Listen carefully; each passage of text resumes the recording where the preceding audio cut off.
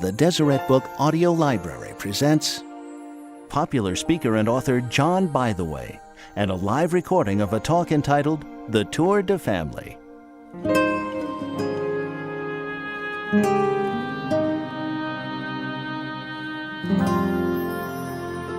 And now, John Bytheway. Good evening. This is fun to be with you, and as my introducer said, my first name is John, my last name is Bytheway, and that's not a joke or a fake name. It seems wherever I go, somebody will always ask afterwards, "Is that real? That's fake, huh?" And I'll have to show my ID or something. And as you can imagine, you know how the first day of school is, especially if you have an interesting last name. You always really look forward to the teacher that hasn't learned your name yet calling the roll. For me in junior high and high school, it was always this same old thing, you know. They'd start out and it'd be pretty easy, you know. Adams, Steve, here, okay. Anderson, Scott, okay. Atkinson, Amy, Brown, Doug, yeah. And then they get to my name, and I always knew it was my name because they'd go like this.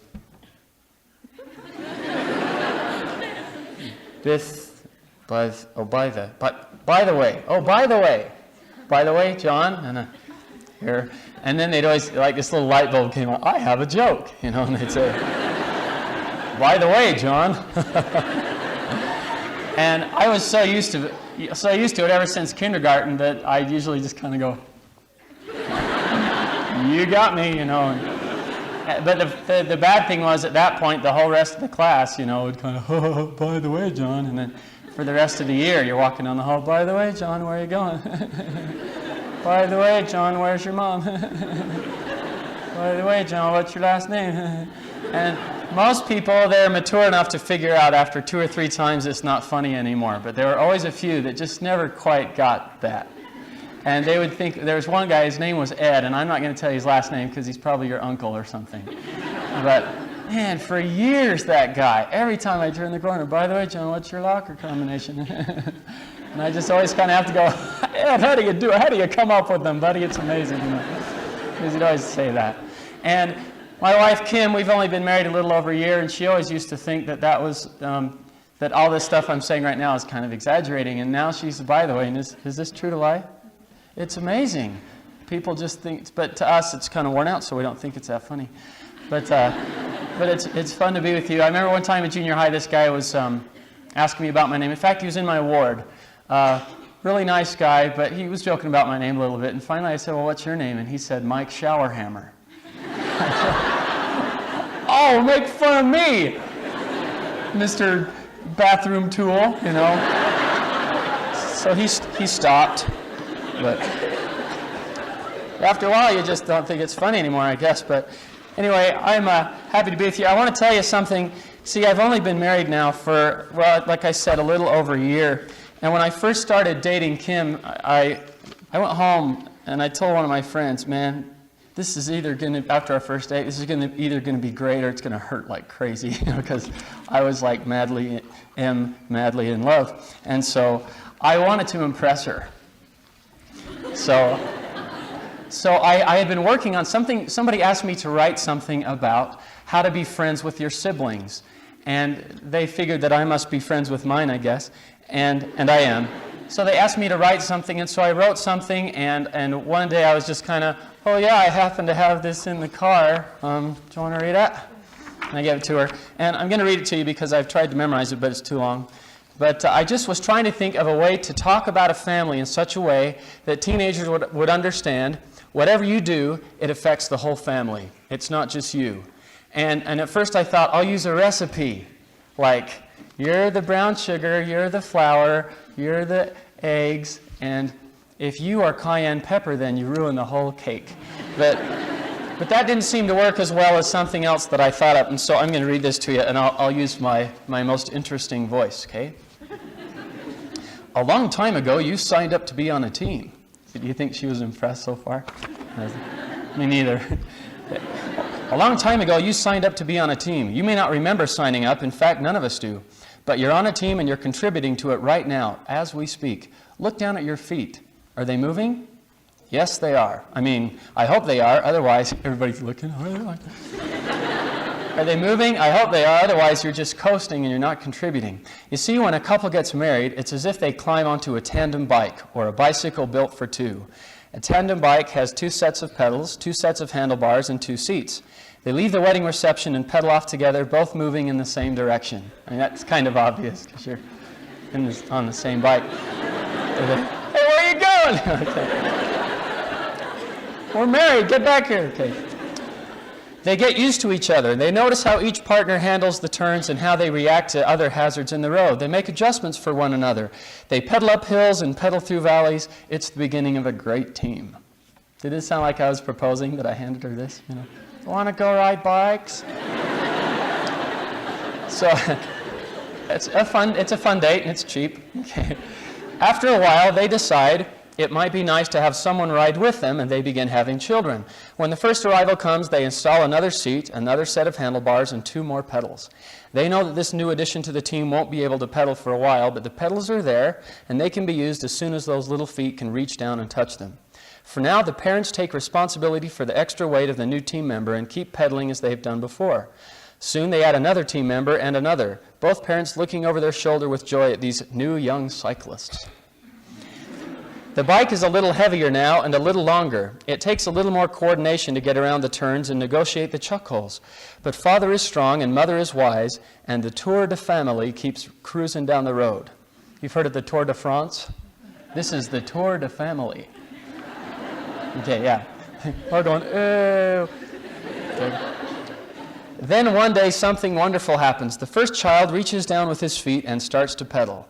Father looks back with a grin, mother is smiling, and the other siblings are laughing. This is fun. The other siblings watch wide-eyed as the oldest pedal along. He pedals just like Mom and Dad. I'm going to pedal just like that someday, they say to themselves. Another team member is added and another. Soon the team is complete, and our heroes, the 7 cyclists, that's this size of family anyway, Mom, Dad, and 5 children cruise smoothly down the road. There are rough roads ahead. There's bad weather, chuck holes, fog. But the team is prepared. They know what lies ahead, and the Tour de Family glides on by. Where are they going? Is this a real race? Who wins? Well, the Tour de Family is different than most races. You're not racing against any other families. We beat the Joneses. You're not. Okay? It's not a competition with other families. You're just doing the best you can with the team you're on. So endure to the end and cross the final finish line with no empty seats. That's the goal. Each family has a different road, and we can't control what road we're given. We can only react. Some teams are captained by moms alone, some by dads alone. They pedal very hard and are sometimes very weary. This is when good team members must dig in and pedal with all their might to help mom. We've all seen teams in the Tour de Family which make us sad. Sons or daughters who refuse to pedal, some who just coast. Some siblings even put on the brakes, slowing the family on its course and making the other team members work even harder. On some teams, one very strong sibling can make a tremendous difference. You remember one family team, don't you? There was a very strong young man named Nephi. He pedaled as hard as he could all the time. Wherever Father Lehi steered the family, Nephi was willing to follow. Nephi had brothers who seemed to put on the brakes now and then. They made Lehi and Sariah very weary. There was another brother named Sam who watched Nephi and to the benefit of the team followed what Nephi did. And there were times when Nephi moved the entire team all by himself. You, young reader, or listener, are old enough to put your feet down and pedal too. And you know you are. You know it. Because most of you have been out there already pedaling for a long time. In fact, some of you started pedaling before you could read. Behind you and perhaps in front of you are other siblings that are contributing too. Now here's the point. As a team member, you can do one of 3 things. You can pedal, coast, or you can put on the brakes. Applying the handbrake while others are trying to pedal is considered rude. That's kind of an understatement, okay? Coasting or acting like you're pedaling is not as bad, but it makes the others work harder. The most important thing to remember, here's the point, is whatever you do, it affects. Now, I found out for myself, and I'll say this right now, and you'll kind of go, oh, that's a cute little phrase, John, but then I'll try to explain it. But I found out for myself that if you really want to be happy in your family, and how many of you do, by the raise of hand? Of course, we all do. If you want to be happy in your family, concentrate on pedaling instead of on coasting. In other words, concentrate on what you can give and not on what you can get. Now, I know that sounds really cute. Can I explain? It was about Now, almost 7 years ago, when my oldest brother came to me at one of our family parties, and he said, John, it looks like I'm going to die unless I get a new kidney. Can I have one of yours? And I said, yeah? How do you get it out? He said, well, we have to go to the hospital. And I said, okay. And we went to LDS Hospital. This was April of 1990. And the nurse came in. Her name was Joan, the transplant coordinator. She looked at my brother David, and she said, are you the recipient? He said, yeah. She looked at me. She said, are you the donor? I said, yeah. She looked at David, and she said, a couple of days, you're going to feel great. She looked at me, and she said, quote, you will be in a significant amount of pain. And I'm like, don't sugarcoat it. What do you really think, you know? And then she got this videotape out of her bag, and she put it in the machine, and it was called, So, You're Having an Operation. Grossest thing I have ever seen in my life. Don't rent it. I don't think you can, but if you see it, just go get Little Mermaid or something. But she puts this in, and we're watching it. And about the time they got to the explanations of bedpans and things, I was looking at David going, oh, this is going to be a great joy, isn't it? You know, and he was looking at me going, yeah, this is going to be fun.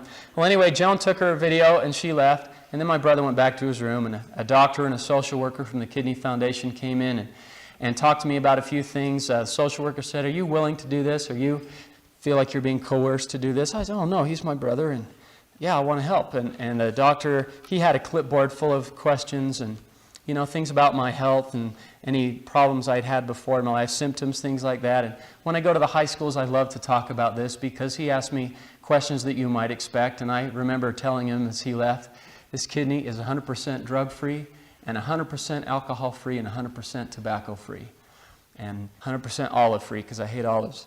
And I'm ready. I'm ready. Well, he looked at me and he said, good, and he left. I forgot to tell you, he gave me a tall green bottle of, it's kind of like prescription strength Physoderm. You know, he said, get up at 6:30 in the morning, scrub with this stuff, put on these special clothes, and then sit here and we'll come and get you. Don't go anywhere. And I looked at the special clothes and I thought, I ain't going anywhere in those special clothes, I promise. How many of you know what special clothes are in a hospital? It's a sheet with a hole in it for your head. You know, I thought, I'm not going anywhere, I promise. So I got up 6:30, slept as well as you might imagine on a night like that, got up, scrubbed with my special soap, put on my special clothes, sat on my special bed, and felt so good. No, special. And the guys came in, they looked at the clipboard, they grabbed my bed, they started wheeling it down the hall. I mean, if you've ever been in a hospital, you know that you're just another body and they don't care, you know. So he's going down the hall, looking at the clipboard, pretty good pace, and my special clothes are starting to billow in the breeze a little bit. Slow down, man, where's the fire? So he gets outside stayed in pre-op for a minute, and then got outside the operating room, and the anesthesiologist came up. I still remember his name, but I won't tell you. He came up. He said, okay, I'm going to put you to sleep now. And I had this joke already, you know, I was trying to be that one happy patient that the nurses like to visit, because I was still single. And just kidding, Kim. And so I said to the anesthesiologist, just already, I said, don't give me too much, I don't want to wake up dead. He did not even crack a smile. I mean, I still remember, he had the syringe and he kind of went, and just kind of looked at me, and I looked down again. I kind of went, no, it wasn't funny. Yeah. So I put the anesthetic in. I already had an IV bottle going, and there's a little branch tube off the side so that they don't have to puncture the skin again, which I was grateful for. And I lay back on my pillow, and I thought, I don't feel anything. I don't feel anything.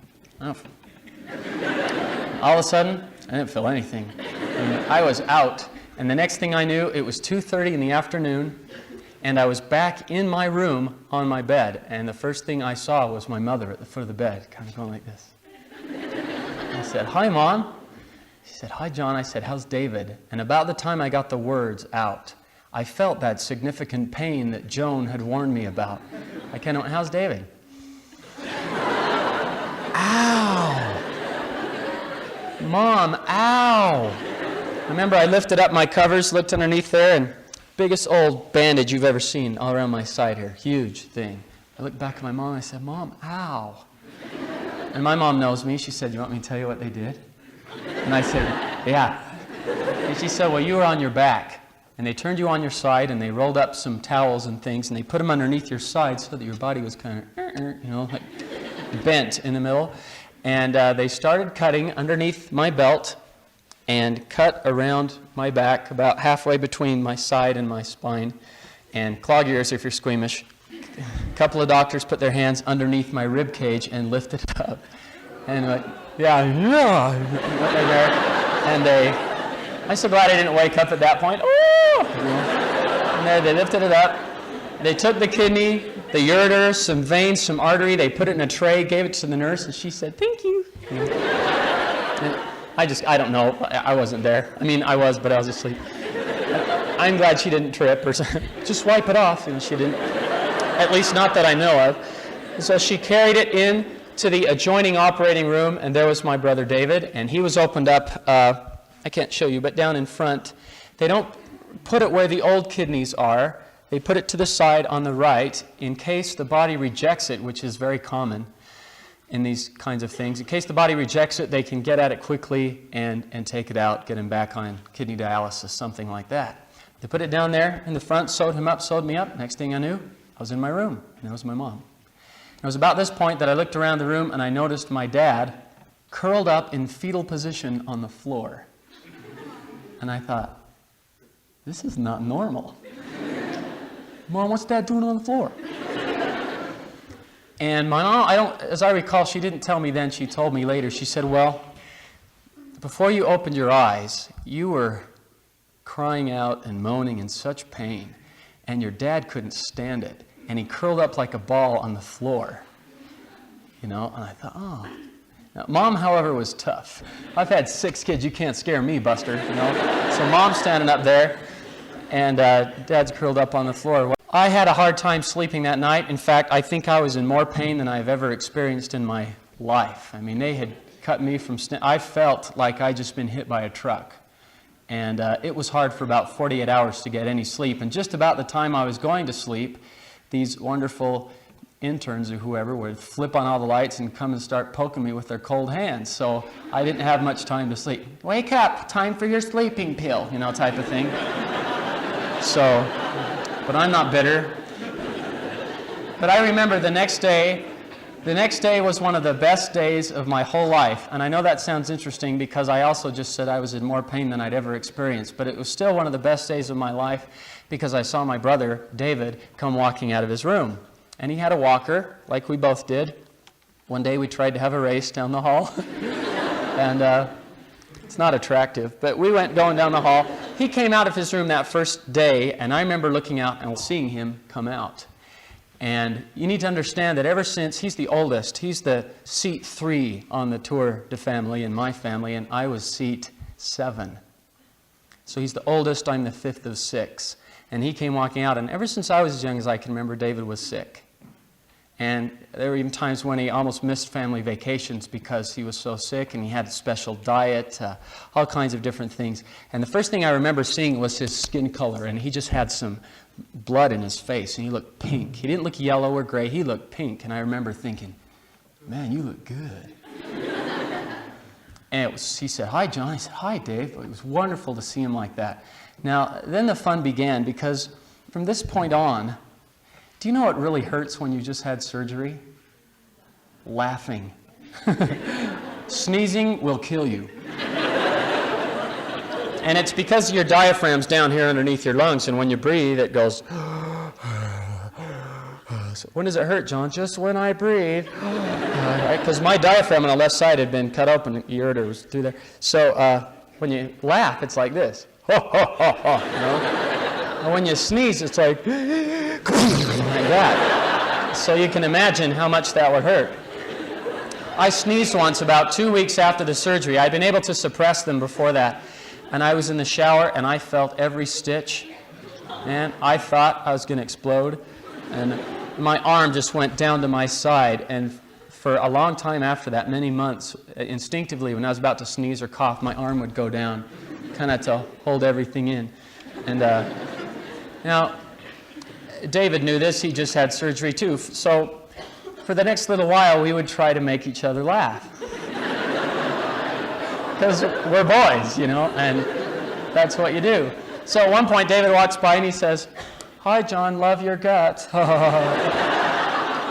I thought, of course he loves my guts. He's living off one of them. And I started to laugh. And then it started to hurt. And you make a really weird sound when you're trying to suppress a laugh. It's really high pitch. And so I'd start like, "Oh, man, don't touch it!" Sometimes both of us would be going, "Ah!" And you see the nurses peeking around the corner going, "What are they doing?" Okay, I got to get to the point. One of the best days of my life, and I learned better than I could ever teach you or say. I learned that if you want to be happy, concentrate on what you can give and not on what you can get. That was not easy for my brother to go to his brother and say, "Hi, I want you to go through a whole lot of pain for me. Can I have one of your kidneys? Will you go into major surgery for me?" And yet what I saw, my whole family together, coming together, praying, fasting, priesthood blessings, all of those wonderful things, I would consider giving another body part to bring the family that close together again. And I learned, I wish I could communicate it, if you really want to be happy, you think about what you can give and not what you can get. Now, I don't know a whole lot about raising children because I'm not a parent yet. And I heard somebody say once that before they were married, they had 3 theories on raising children. Now they have 3 children and no theories. But what I want to talk about is a bunch of different ways that you can give, or a bunch of different ways that you can pedal instead of coast. And there's 7, and they all happen to start with a letter of the word parents. So we're going to go P-A-R-E-N-T-S. And what I'd like to do here, Brother Stephen Covey talked once about the scriptures, and he said, look at the word. Well, actually what he said was, some of us in our lives, we act out a script. I know you know what I mean, because you go to high school, and if you perceive that you belong in one of the categories, isn't it mean how we do this? These are the jocks, these are the loners, these are the cowboys, these are the rockers, these are the popular. Then we go to school and we seem to act out this script. Oh, I'm sorry, I'm popular, I can't talk to you. But would you like to come to our Laurel Project next week and learn about treating others with kindness? Yeah. So we have some problems in that one. Or maybe I'm a jock, bang heads, lift metal, whatever we want to do, and we act out that script. But Brother Covey says there is such a thing as true scripts. And then he says, look at that word, true script. Turn it around, script. If you mess with a couple of letters, scripture. Now what I like to call it is sure scripts. There are unsure scripts and there are sure scripts, and these are the sure scripts. So although I haven't been a parent, I have these, and so do you. And these are sure scripts, and we can use these, and all of this is a two-way street, but I want to talk about these different ways. I owe this credit for this acronym to Brad Wilcox and Barbara Jones, who wrote a book called What Teenagers Wish They Could Tell You, although I've modified a couple of them a little bit. But P is for praise. Now, if we want a sure script for this, all we have to do is look to the Scriptures. It's so interesting. Think about this. The Heavenly Father that we all would like to be like, how did He talk about His Son in front of other people? What, did He say, this is my Son, hear Him? I skipped some words, huh? This is my what? Beloved Son. What does that mean? I love Him. This is my beloved Son. Then there's something else too. What? In whom I am well pleased. Hear Him. There's a scriptural model for us. This is my Son. I love Him. I am well pleased with Him. And this is the Father that we want to become like. Matthew 3:17, also 3 Nephi 11. There's a bunch where He uses that same language. I read in a book the other day that a 2-year-old in an average day will hear 432 negative messages to 32 positive ones. Now you can imagine as a 2-year-old there's probably a lot of that that's necessary because they're getting into things they should, stop doing. Don't touch that, that's hot, that's gross, and stop hitting your sister with the cat and things like that. You have to say no every once in a while. But I read somewhere else that by the time somebody's a teenager, and I can't give you the reference on these stats. This is before I started to be careful about references and stuff. But one that said the average teenager will have heard 180,000 negative messages about themselves to about 10 to 18,000 positive ones. If you want to test this yourself, just next time you're at the dinner table, make some mental notes and listen to the conversation going back and forth. And sometimes we're not very careful, and we need. This lesson was so powerfully taught to me once in my own family. I have a brother-in-law who married my sister. That's why he's my brother-in-law. And he was in talking to my mom about her and saying what a wonderful job she did with her ward choir, just going on and on about this and praising her in front. And my sister, she could hear. And I think that's one of the funnest things in the world for me to do. Being a newlywed person, I love to talk about how wonderful my wife is when I know she can hear me in front of other people. And I even like to when she's not around. And it's not hard because she is wonderful. And I hope you'll come and say hi to her afterwards and everything, because she loves that. But she's the type of person that I'm so proud to introduce to others because she can make them feel so good in just a few seconds. She's very open, kind, down-to-earth, wonderful person. Well, anyway, my brother-in-law is talking to my mom about one of my sisters. And my other sister is sitting in the kitchen, and she's kind of teary. Recently been through a difficult divorce, and somebody asked her, "What's the matter?" And she said something, and when I heard this, it changed my life. She said this: "I'm just wondering what it would be like to have a husband that talks about me that way." And I remember, I was single at the time, I thought, oh, my wife will never say that. I mean, sometimes, if we know a billion scriptures, and we have all the ordinances, but we haven't even learned to be nice, do you really think we're a candidate for heaven? Teenagers, do you think your mom or dad have ever heard another teenager talk complimentary about their mom and dad and think, wow, what would it be like to have a son or daughter that talks about me that way? And we don't praise enough. We often think things in our heads, don't we? That was cool, or you look nice, or something, but sometimes it doesn't get that last half an inch and come out of our mouth. And we need to do that more often and let people know how we feel about them. And wouldn't it be neat if your friends were over and you said, "My mom is so cool"? What would that do for your mom? Or if you wanted to rhyme, you could say, "My dad is so rad." What would that do for them? What would a little note do? And it's not hard, but we need to praise a little bit more. I hope we will. P is for praise. "This is my beloved Son in whom I am well pleased. Hear him." That's how Heavenly Father did it. We ought to learn from that example. A is for accept, or we might say acceptance. Now, I didn't tell Kim this when we were dating because it would have been dangerous. I have about 150 episodes of the Andy Griffith Show on tape. Okay? Yeah, that's what she would have gone, "You're weird." And the reason why is I do a Barney Fife impersonation. You know, Don Knotts, and, "Well, I don't want to do it for you right now," but it kind of sounds like that. So I taped all of those. I hope my Father in heaven has a sense of humor. Anyway, I have seen 150 of these episodes, and there's a lot of neat lessons that you can learn from these. And the thing that's so amazing, sometimes I give a talk about television shows and how they've changed and the effect they have on us. Think about this for a minute. In 150 episodes of the Andy Griffith Show, I cannot find one. I've watched them all many times, haven't I? Sometimes that's, "Let's go watch Andy in the morning," you know. And she goes, "Oh, goody." There we go. In 150 episodes, I can't find one instance of unmarried sex or even joking about it. Not one instance of profanity, not once. And was this just some show that wasn't very popular?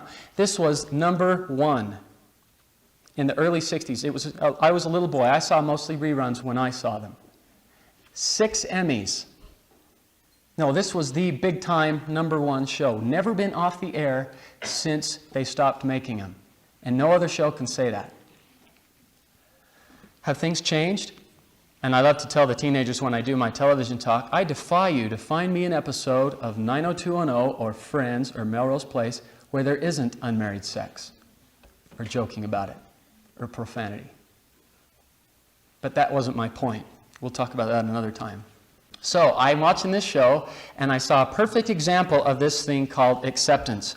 Now, I went down to BYU at Education Week one year, and Dr. James MacArthur, he talked about do and be.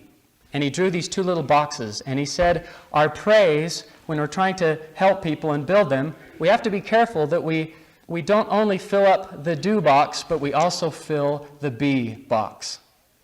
The do is based on your performance.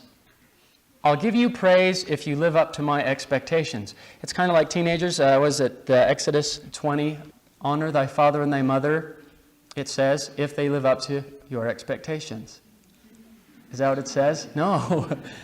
It says we honor them because they're our father and mother. Okay, that's the be box, but sometimes we only concentrate on the do box. Okay, so I'm watching this episode.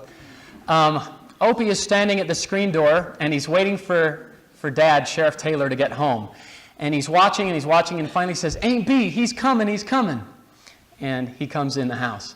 And Ain't B and Opie are standing around, and he says, well, what is it? He says, I got my report card, Pa. And he takes his report card, he sits down on the couch, and he says, I told you, you should have studied harder, you know. He looks at it, says, okay, let's see. Citizenship, A. Arithmetic, A. English, A. Social studies, A. Ain't B, what do you think about a boy who gets all A's? I'm making his favorite apple pie, you know. And so they go and they have apple pie and everything, and he is so proud of Opie for getting all A's. And he tells him so, all in the do box, based on your performance, right? Well, the next day he goes to work and he says, Barney, I got to tell you about Opie, what Opie did. And he's so proud of him, he says, let's go. Andy and Barney hop in the car, and they go and they buy Opie a brand new bicycle. Meantime, Opie is at school, and his teacher, Helen Crump, just such a nice name, Helen Crump, says, Opie, could you come up here for a minute? And he comes up, and she says, Opie, I'm sorry. I made a mistake copying the grades. That's not your report card. This is your report card. And there were some B's and C's, and I think even maybe an F on there. And so Opie went home and went right up to his room to study. He's a good little honest kid. He was always getting caught in the act of being honest on that show, unlike some of the little kids named Bart on TV shows today. So Andy and Barney come back, and they bring the bike in the house, and he says, where's Opie? And Aunt B says he's up in his room. So they put it behind the couch, and he kind of gets Aunt B and Barney to sit so that they're hiding parts of the bicycle that are sticking up. They're kind of like looking really stiff. Hi, ha. And Andy says, oh, come down here for a minute. And he comes downstairs, and he says, Opie, would you go fetch my slippers behind the couch? And Opie kind of goes, sure, Pa. And he walks back there, and he sees this brand new bicycle. And he says, wow.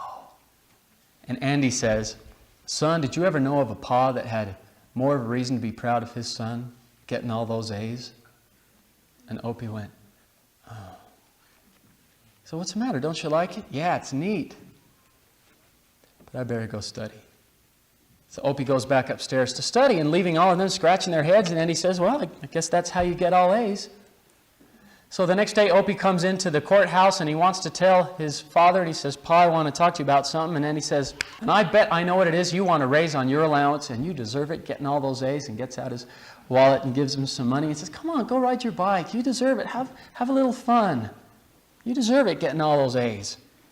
And Opie finally leaves. And then, of course, Helen Crump comes in and says, did you talk to Opie about his report card? And he says, yeah, wasn't that great, getting all those A's? And oh, he didn't tell you?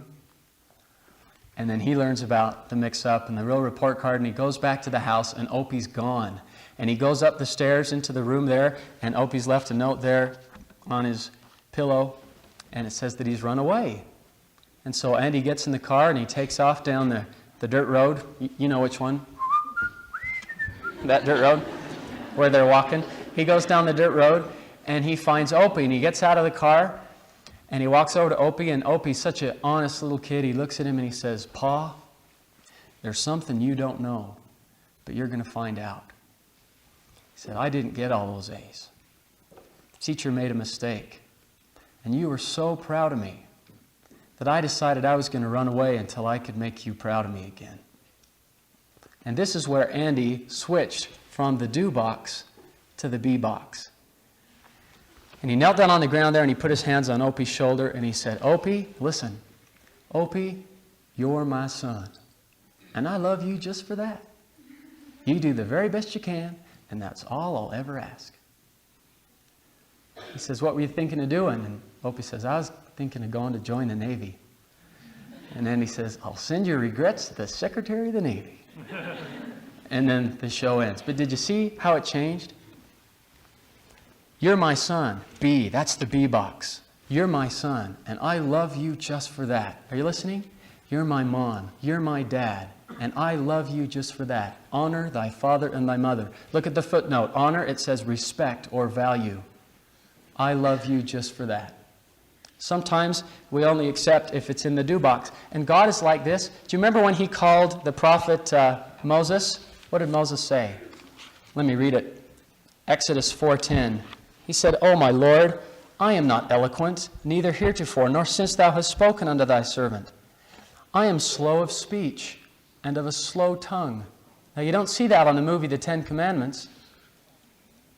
But Moses said, I'm of slow speech, of a slow tongue. Listen to Enoch. It's a little more heart-rending. Moses 6:31.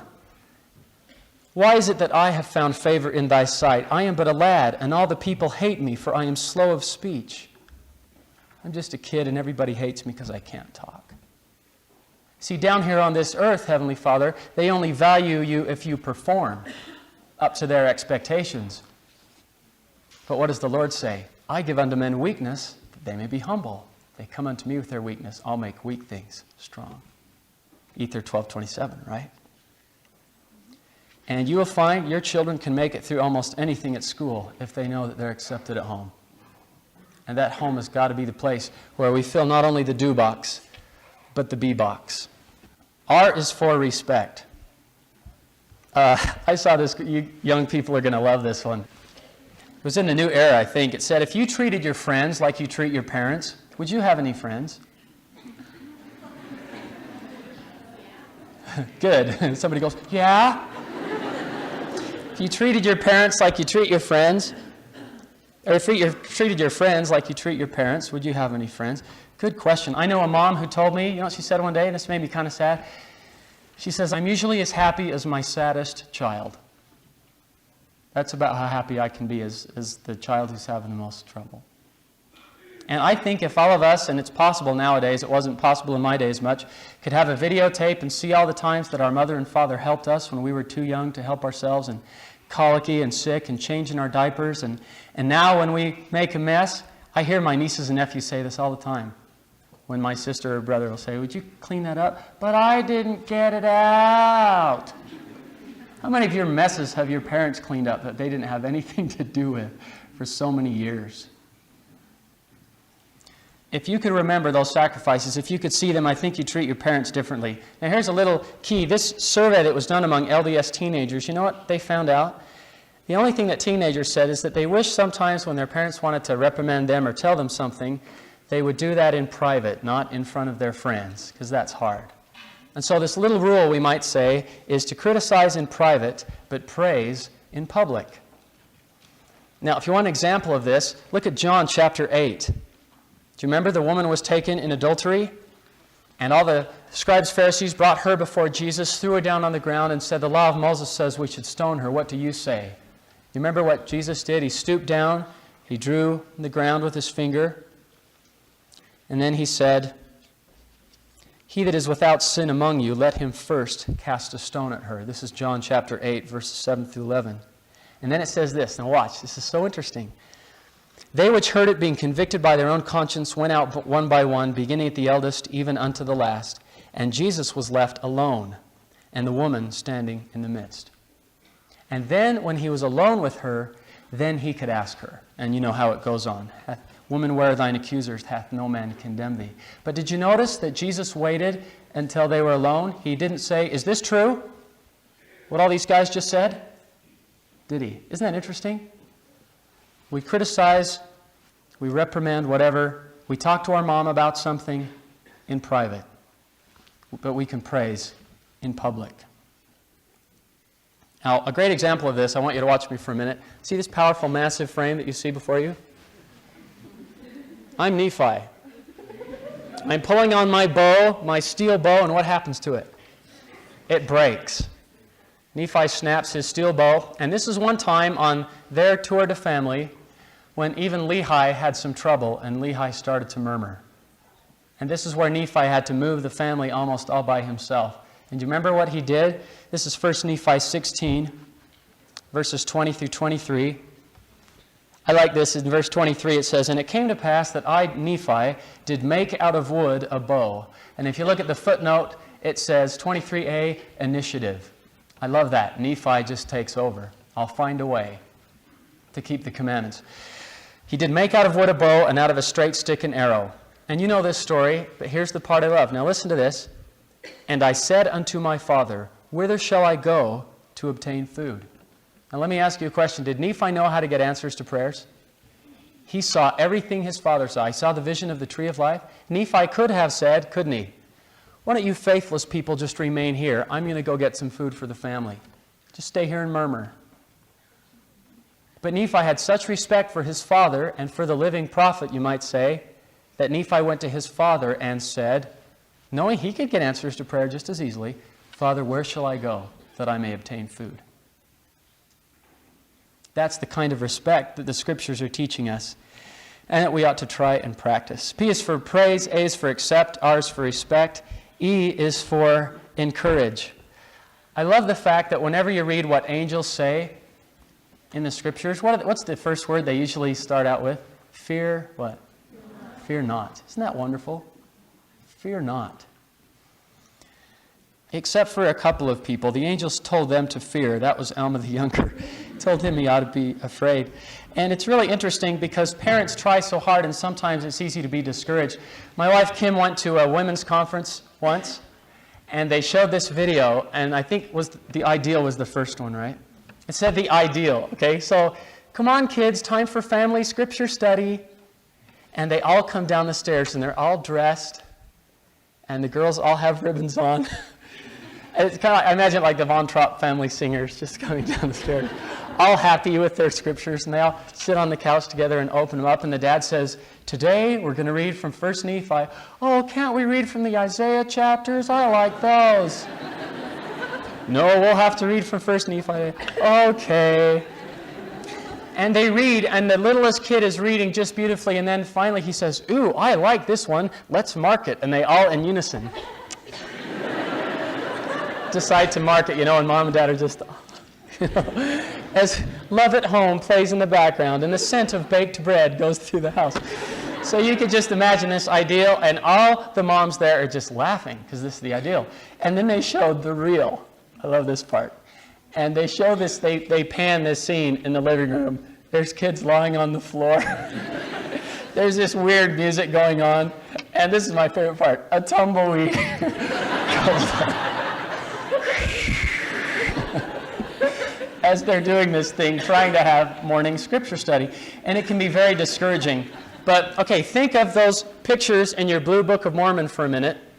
And who am I? Chains around my wrist. Benadai. Who's on the other side? Kind of large. Kinoa. Who's in the background? Alma, the priest. Alma the elder is back there. He believes the words of Abinadi. He goes off, he baptizes in the waters of Mormon. He's only 25 years old when this happens. Later on, he has a son called Alma the Younger. And he's the vilest of sinners in his own words. And he and the 4 sons of Mosiah go about to destroy the church. And finally, this is very encouraging for parents. Mosiah 27, 14 and 15.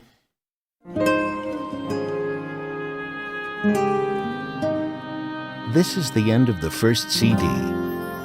Please continue listening on CD number 2.